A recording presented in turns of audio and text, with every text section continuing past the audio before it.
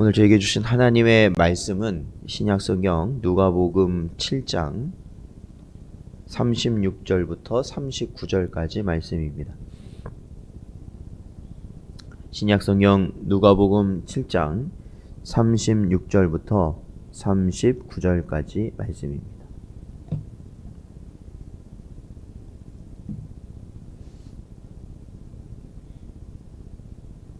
다 찾으셨으면 저희 한 목소리로 봉독하겠습니다. 한 바리새인이 예수께 자기와 함께 잡수시기를 청하니 이에 바리새인의 집에 들어가 앉으셨을 때에 그 동네에 죄를 지은 한 여자가 있어 예수께서 바리새인의 집에 앉아 계심을 알고 향유 담은 옥합을 가지고 와서 예수의 뒤로 그 발 곁에 서서 울며 눈물로 그 발을 적시고 자기 머리털로 닦고 그 발에 입 맞추고 향유를 부으니 예수를 청한 바리새인이 그것을 보고 마음에 이르되 이 사람이 만일 선지자라면 자기를 만지는 이 여자가 누구며 어떠한 자 곧 죄인인 줄을 알았으리라 하거늘. 아멘. 기도하겠습니다. 하나님 아버지, 오늘도 이 시간 주님 앞에 나올 수 있는 은혜를 허락하시니 감사드립니다.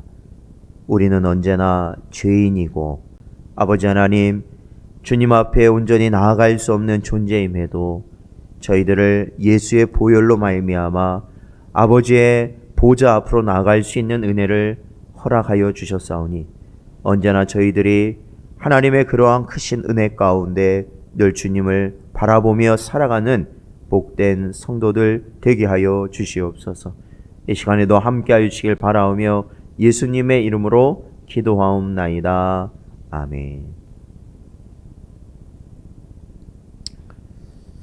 사랑하는 성도 여러분, 오늘도 주시는 말씀 통해서 저희들이 심령의 새로운 힘을 얻으며 저희가 또한 이 땅을 살아가는 우리의 원동력이 될 수 있는 그러한 복된 시간 되시기를 주님의 이름으로 축원합니다. 예수님께서는 오늘 본문에 보면 한 바리새인의 초청을 받으시고 그 집에서 식사를 하시게 된 상황입니다. 그런데 이 바리새인의 집에 예수님이 초대를 받으셔서 그곳에 계셨을 때 그 동네에, 그러니까 그 바리새인이 사는 동네에 한 여인이 있었는데 그 여인은 오늘 본문 말씀 37절에 보면 죄를 지은 한 여인이 있었다라고 말하고 있거든요. 바로 죄를 지은 한 여인이 주님 앞에 나와왔습니다. 그 여인은 주님 앞에 그냥 나온 것이 아니라 자신의 가지고 있던 향유를 담은 옥합을 가지고 주님 앞에 나와서 눈물로 주님의 발을 자신의 머릿결로 닦고 거기 그 발에 자신의 옥합을 깨뜨려서 주님의 발에 부었습니다. 주님을 청한 바리새인, 그는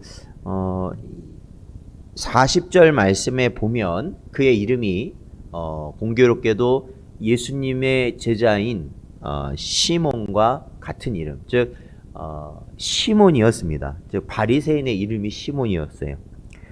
그러니까 주님을 청한 바리새인 시몬은 물론이고 이 동네에 사는 사람들, 특히 그 식사 자리에 아마 바리새인과 예수님, 제자들 정도만 있었던 건 아닐 것 같고, 또 주변에서 예수님이 오셨다는 소식을 듣고 그 동네에 또 여러 사람들이 그 자리에 왔을 것입니다. 그런데 이 사람들은 이 여인이 어떠한 여인인지 알고 있었던 것이죠. 아까 37절에 나온 것처럼 죄를 지은 여인이다라는 겁니다. 죄를 지은 여인. 그래서 39절 말씀을 보면 그 예수님을 청한 이 바리새인은 이 상황, 그러니까 이 죄를 지은 여인, 부정한 여인이죠. 부정한 여인이 예수님의 발을 손으로 만지고 머릿돌로 닦고 또 이렇게 향유를 붓는 이것을 보면서 속으로 내심 예수님을 시험하게 되는 것이죠. 왜냐하면 이제 동네 사람들은 아는데 외지 사람은 모를 수 있거든요. 이 여인이 죄인인지. 그런데 그 죄를 지은 부정한 여인이 예수님의 몸을 만진다라는 것, 그리고 예수님께 나온다는 것은 사실 불경스러운 일인 거죠. 그 바리새인이나 그 동네 사람들이 생각하기에. 그래서 그 여인을 멀리 하였는데 예수님은 어떻게 하시나 보려고 했던 것이죠. 자, 오늘 본문을 보면요, 분명 이 여인은 죄인입니다. 어떠한 죄인지, 어떠한 죄를 지었던 여인인지는 정확히는 알 수 없으나 이 여인, 죄를 지었던 여인이라고 이렇게 이야기한 걸 보면 보통은 이 음란의 죄에 가까울 것 같습니다. 이토록 모든 사람이 죄인으로 인정할 정도라면 이 여인은 보통 정상적인 가정을 꾸리지도 못했을 것이고, 어떻게 보면 그 여인이 살아가는 방식이 죄를 지을 수밖에 없는 방식으로 살 수밖에 없는 그러한 상황일 것 같습니다. 그런데요, 모두가 알고 있었어요. 동네 사람들은 다 알고 있었어요. 바로 이 여인이 죄인이라는 것을 말입니다.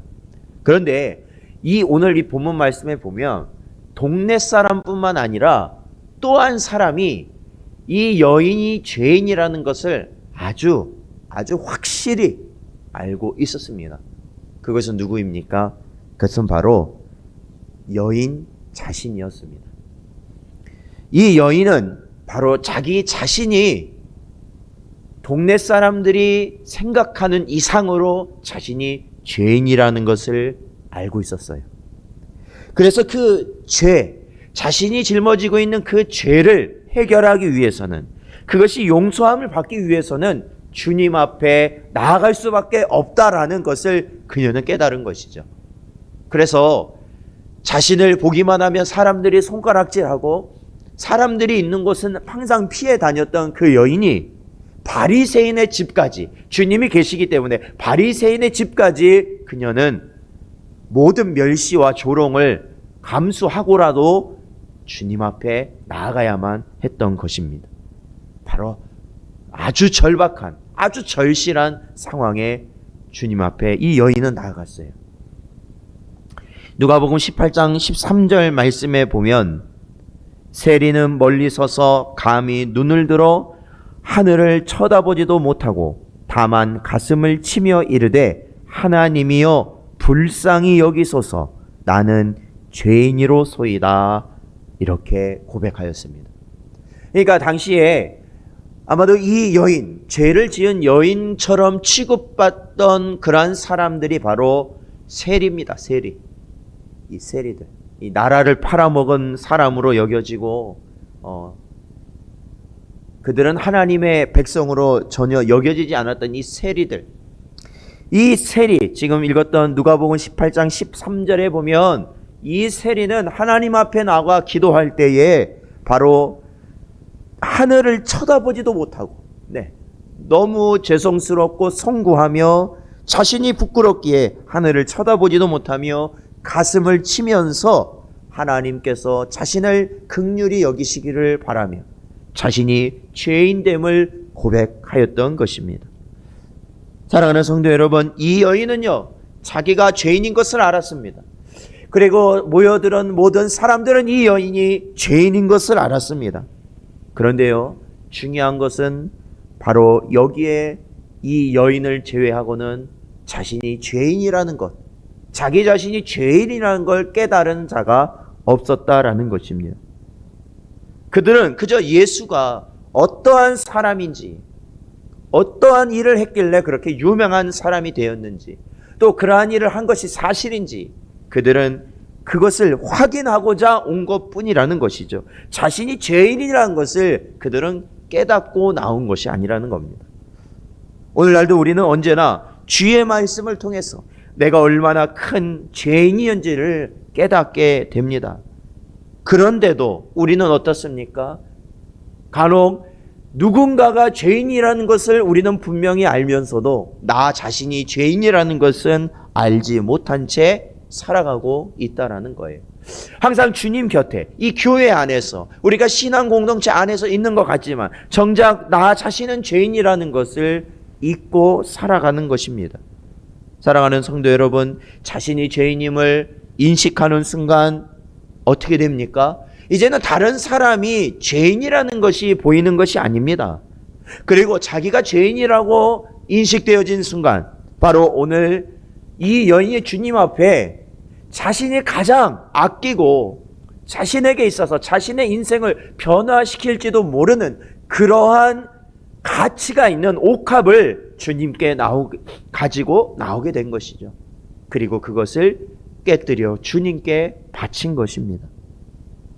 이는 이제는 이 옥합, 이 세상의 것이 나에게 있어서 가장 가치 있고 내가 의지할 수 있는 것이 아니라 오직 주님만이 나의 모든 것입니다 라는 고백이죠.